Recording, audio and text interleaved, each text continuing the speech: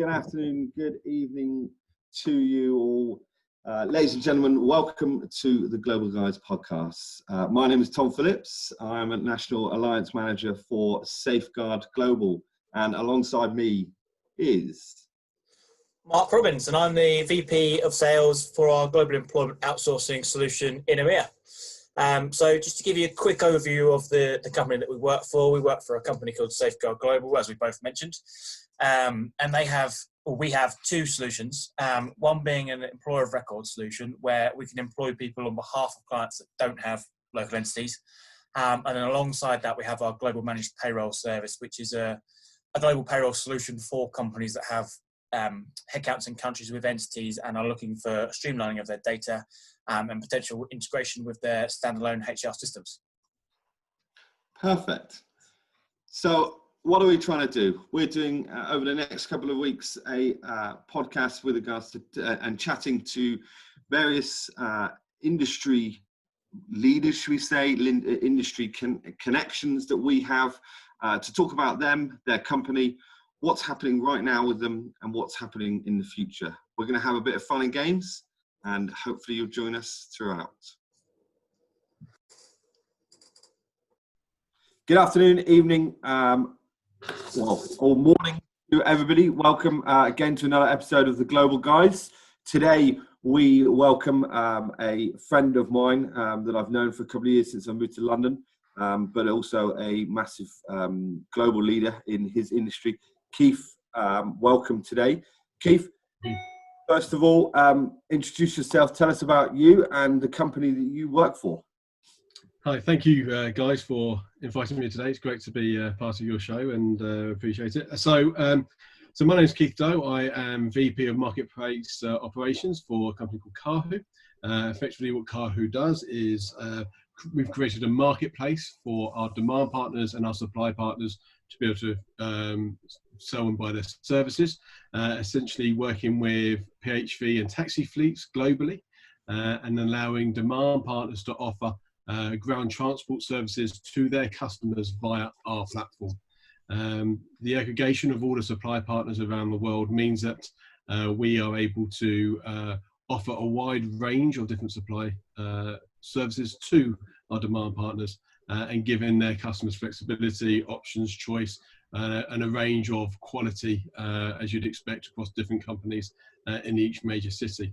So, you know, we're currently operating across the UK and Europe, and obviously, you know, at a time like this, not many people are using any ground transportation services at the moment. That's part of the one of the industries that's been decimated by COVID-19, and therefore, you know, we are working to ensure that we're in a good place for when the markets open up again, to be able to support both supply and demand get back on their feet and offer the services to a wide range of customers. Yeah, I was going to ask how you found your, how you thought your industry looked at the moment, but I think you answered that just then. Yeah. I mean, you know, we are heavily reliant on the travel and the leisure industry. And many of our demand partners are from that area, and therefore, you know, we know how effective they've been, and we know that they're going to be effective for some time to come. It's about making sure that, you know, we're a young business from a point of view of, you know, our age, but we've also got quite a bit of layers within our platforms, within our setup, of everything else. That actually this has given us an opportunity to work through that, hit the pause button, make sure the housekeeping's up to date, make sure that we are fully compliant with our internal expectations and any external laws and what have you, and make sure that once we're able to start offering services again, we can do. Good. So from and you just sort of touched on there, from a business strategy, obviously right now, you know, taking it right back to when sort of, you know, COVID started, but business strategy, was it all hands on deck? How do we do this? And then through the sort of months that we've been, are you now getting into a strategy point of going, right, how do we see each department and how do we see the future? So ultimately, when COVID hit, we were one of the first companies to say everybody working from home. I think it might have been 2 weeks before the kind of lockdown was announced by Boris Johnson. So we were, as a business, ahead of that.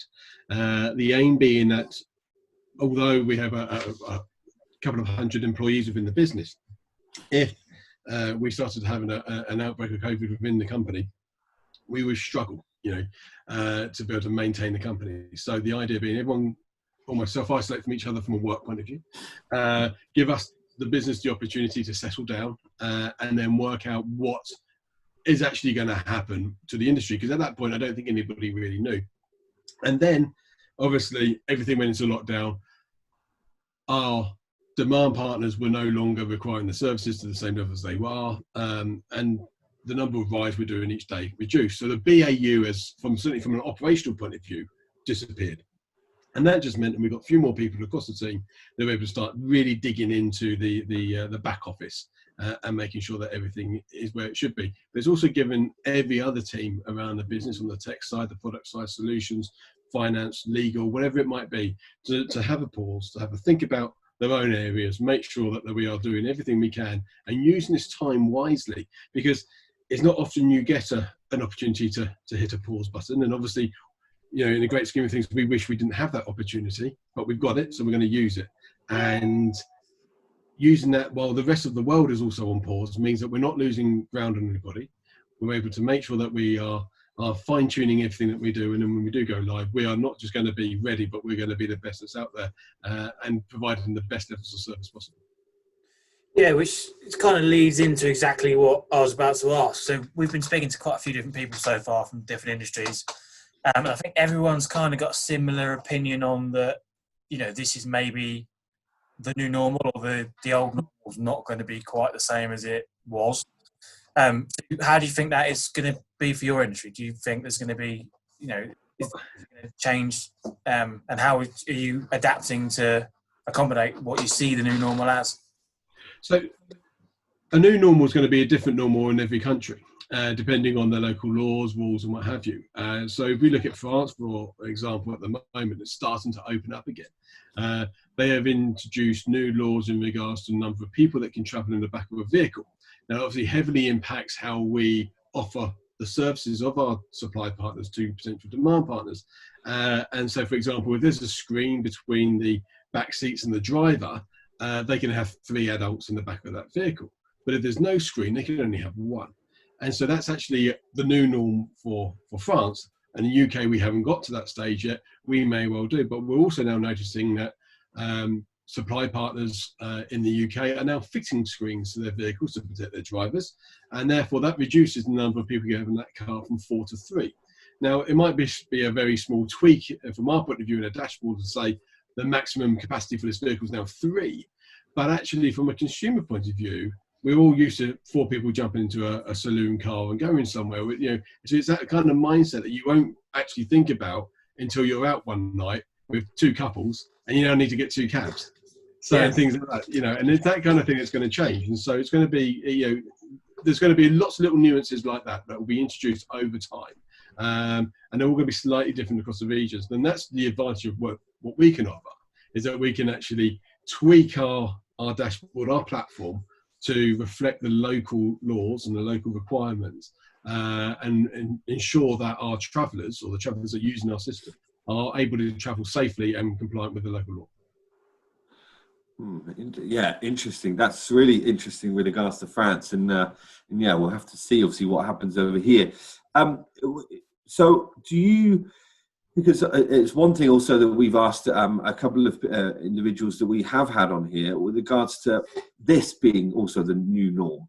I know that obviously from speaking to you previously before that, you deal with, a lot of it is business. A lot of it is business travel that then you do your transportation to business meetings or hotels.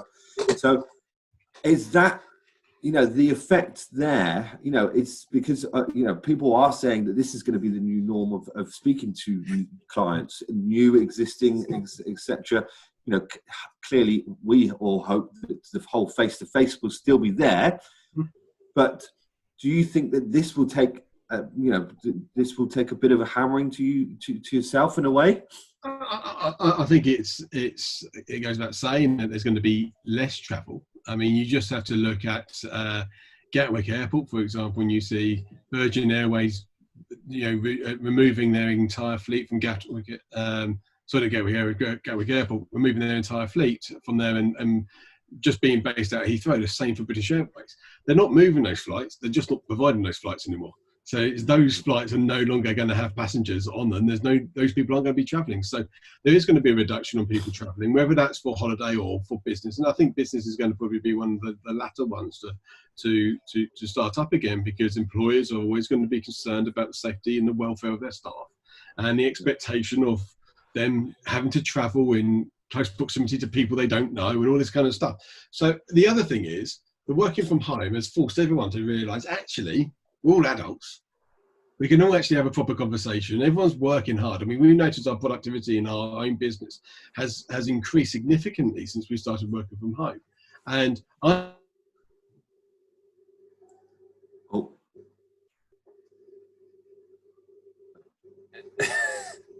we just lost it. And yet we are now at a stage. It's going again.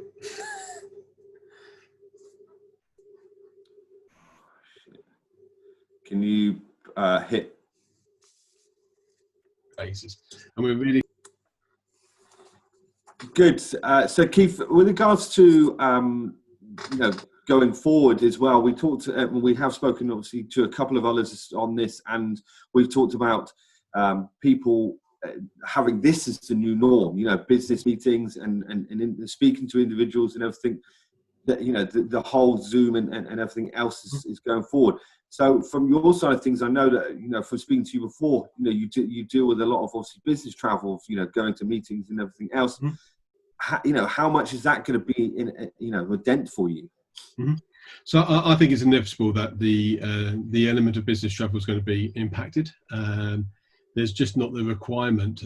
We've got technology out there that provides a very good solution to having meetings. There is the nicety of meeting people and having that connection. But certainly from our own business point of view, we've realised that by everyone working from home, our productivity as a company has increased. And I'm one of the old school that likes to have people in the office and likes to see them every day. But what I have noticed is that through everyone working from home, we have seen greater interaction between the different departments that I look after. There's that interaction amongst people, that conversation. They've built up those relationships that they wouldn't have normally had if they had been part of. We've been, staying within the offices, and purely because they wouldn't need to have that daily interaction. But because we're now having a daily good morning call with everyone joining and seeing how everyone is, they have that now. They have that relationship for the first time, and it's really quite interesting. I mean, the other thing that always makes me think about travel is that when you look at Gatwick Airport and the number of flights that are being cancelled, with Virgin or with British Airways, for example, and they're not being replaced, not being moved to another airport. They're just not going to happen anymore. So we know that travel is going to be less, and therefore, people are now much more accepting to a video call. They're much more accepting to this level of communication and interaction, and it works. And why would we not try and continue that from a business point of view? Because it does actually save us money. There'll always be the requirement for travel. That you're never going to get that altogether. But hopefully it means that companies can be a little bit more efficient. Yes, definitely. Yeah. So now, should we move on to some more fun questions? Relaxed. Yeah. So, if you weren't in the profession you're in now, what profession would you like to attempt? I would have loved to have been doing property somehow. Buying old wrecks, doing them up, selling them on. That would have been my absolute dream. And I quite like that, getting your hands dirty to that degree, but never quite had the opportunity to do that from a professional point of view. So quite like an architect in a way, but actually doing the hands-on as well. Oh yeah, well, just buying it and getting on, stripping it down and renovating the house. That would have been that's something I've always been interested in doing, and would have loved to have done that. We always get quite serious answers to that. We haven't had like a footballer, astronaut. Oh, no. Everyone's like, well, actually, I was thinking about doing this. Yeah, because we've still got bills to pay, haven't we? So it's like, I would have loved to be a footballer, but I would have been homeless. So. I think, and plus the fact, as knowing you, Keith, I know where your heart lies as well. So the only place you'd have to play for would obviously be Barnet Football Club. So or the champions of England at the moment. So probably still would be Barnet then. So who would you say? And this, we do have a bit of a recurrence. So I'm interested to see if this comes up. So who would you say throughout your career has been 3 influential people that have helped you along? So whether or not it's a colleague or someone that you've been watching or books that you've read, who's been really influential, if you can put it into 3 people. So first of all, I would say my first ever real manager, and I hope that my first ever manager isn't watching this ever. But my first ever real manager, a guy called Simon Harper, who was a big influence on my career, and still a very good friend today, and has a very successful career in the logistics industry. And through him, I learned an awful lot about integrity within the workplace, how to conduct yourself, and how to look after people around you, making sure people felt supported, but also the human aspect of it. And one of his things is always win the hearts and minds of people, and that's something I've always tried to embed. You can win the hearts and minds of your team, then you can get them to do an awful lot more than they think they can do. And so that's one of the things that I always try and carry with me. Another person, not somebody I necessarily worked with as such, but would have been my dad, who's sadly no longer with us, but somebody who lived his life with incredible integrity and pride and respect, a very calm and gentle individual who never got flustered in any situation. And so that's someone else. I always try and maintain a cool, calm exterior, even inside, if I'm absolutely raging or absolutely like thinking, oh my God, how are we going to get out of this? Try and remain calm, so everyone thinks, oh, he's got it under control, and then they carry on and do the jobs. So definitely him. And a third one is a guy that I got in association with through Barnet Football Club. Was a guy called Dennis Signey, who's a journalist. And he was the only journalist that was part of the 1966 World Cup England squad. So he was with the team the night before the cup final and all that kind of stuff, and had all the ins and outs of all the shenanigans that went on. And he always swore to them that he would never put it to press. He would never write it. And again, sadly, he's no longer with us, and he never did. And he kept that promise to those England players that their stories, although he might have articulated them verbally, he would never actually write them down and expect no one else to. But again, he was an incredibly well-connected guy that you felt humbled in his presence, but would never treat you differently to anybody else. So you could be around at his house and him and his wife there, and the phone would ring, and he'd pick up the phone and say, "Hi, Alex. Yeah, I'm just with Keith at the moment. I'll give you a call back, Alex." Okay, put the phone down. And it'd be Alex Ferguson that he's just put the phone down to talk to you, and you're thinking, kick me out and get on the phone to Alex Ferguson, And but to him, everyone was even, everyone was equal, and him and his wife started the Football Writers Awards way back when, and they were the founders and the instigators of that. And we used to have, me and my friends used to have the absolute privilege of sitting on this table at the awards nights. He used to take us along. And you'll sit there in the Madame Tussauds of football, basically, but it moved, it was real, and you're like, oh my God, this is incredible.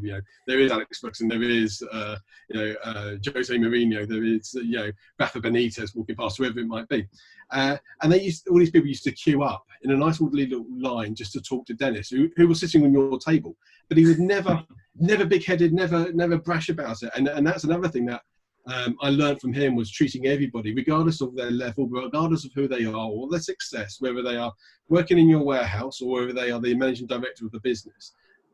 they all deserve that same level of respect. And that's something that I always learned from him, that he was able to do that naturally. It wasn't a conscious effort. It was just purely natural. That's how he treated everybody. Yeah, wow. It sounds like super interesting. Well, they all sound like super interesting guys, but yeah, no, Dennis was, and Dennis was one of those people you if you had an hour of his company, you wanted 5. You know, it was just like, you know, it's like, oh, do I have to go home? You know, because this is really interesting. And you know, he used to have a little black book of all the footballers, and you know, he used to ring up and say, I need you to do this, or I'm having a report about that, or whatever it might be. And he'd write down all the numbers, and he, for years and years and years, didn't have a mobile phone. And he also refused to have the mobile phone numbers of the players. He wanted the home number, because he knew he could track them down easier.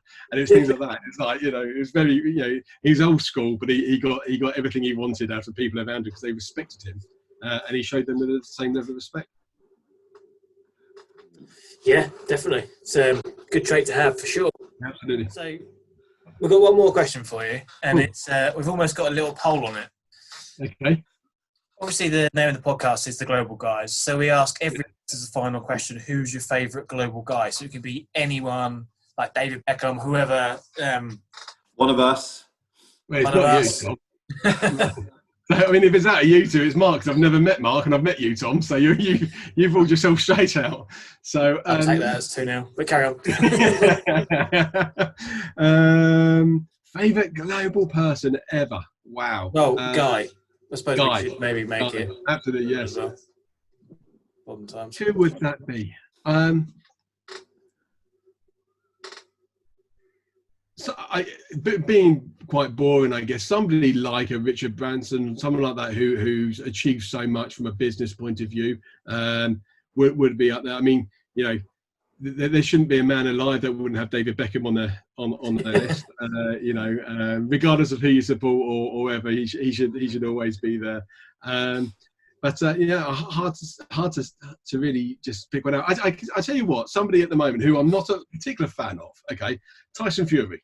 Okay, so not a particularly Tyson Fury fan, but he's growing on me all the time. But what I do like about him is his openness about the mental health issues and what have you, and actually not caring about that. And anyone who is willing to expose themselves and lay themselves bare to that degree, I know he can do it because he's the heavyweight champion of the world, and he's a pretty tough fella. But you know, anyone who's able to expose themselves like that, I give an awful lot of time and credit for. And if they're able to help somebody else in that similar situation, then absolutely fantastic. So I think him, less for the boxing maybe, even though he's probably the best, but more for that element of what he does. Good. This poll is growing, Mark. This poll is growing. Obviously, yeah, Tyson Fury's a great shout. I'm sort of in the same boat. I was always a Joshua fan, never really liked Tyson for his arrogance and stuff, but in the last 6 months, maybe the last year. Yeah, you've got to give him credit. Yeah. You can't not. Yeah, exactly. Absolutely. And the thing is, I mean, Anthony Joshua's a local boy to here. Yeah, definitely. Well, Keith, we really appreciate you taking the time today to speak to us and feature on this podcast. For all of those of you who are listening and watching, Keith's details, his LinkedIn and the website of the company will all be listed here. We are very pleased also to announce we are across all platforms now. So catch us on the Instagram, LinkedIn, Facebook. We also have been put out on our own podcast, and we now feature on Spotify as well. So you know, so you can reach us out and listen to all of our previous episodes and the episodes going forward. But once again, Keith, thank you ever so much for your time. From one half of the Global Guys, it's been a pleasure. Yeah, it's great to hang out with you for the time, Keith. Great to meet you. Thank you. Take care, guys. Appreciate it.